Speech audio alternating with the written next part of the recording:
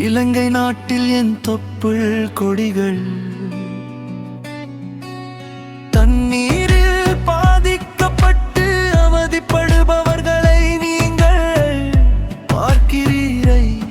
இறைவா, இறைவா, எங்களுக்கு நீர் கொடுப்பவர் நீங்கள் தான். எங்களுக்கு நிலமும் கொடுத்ததும் நீங்கள் தான். இப்பொழுது இயற்கையில் சீற்றத்தால் நாங்கள் அனைவரும் பாதிக்கப்பட்டு இருக்கிறோம். எங்கள் அன்பு கடவுளே, நாங்கள் அனைவரும் சிறுக சிறுக சேர்த்து வைத்த நிலங்கள், சிறுக சிறுக சேர்த்து வைத்த சொத்துக்கள்.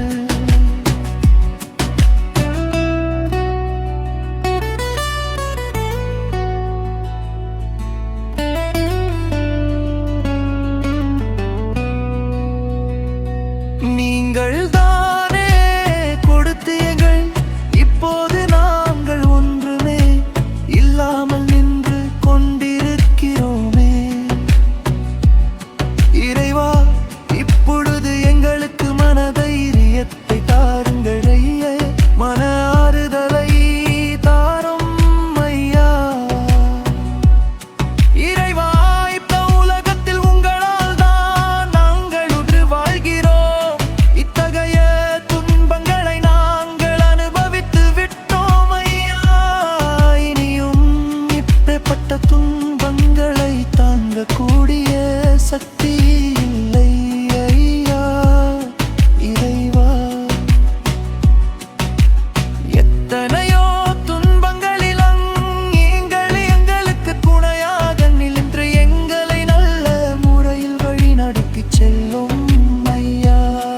இறைவா, எங்களுக்கு பொழுது உணவு இல்லை, உறங்க இடமில்லை, சேர்த்து வைத்த சொத்துக்கள் இல்லை. ஆனால் உங்களின் ஆசீர்வாதம் எங்களுக்கு இருந்தாலே போதும்.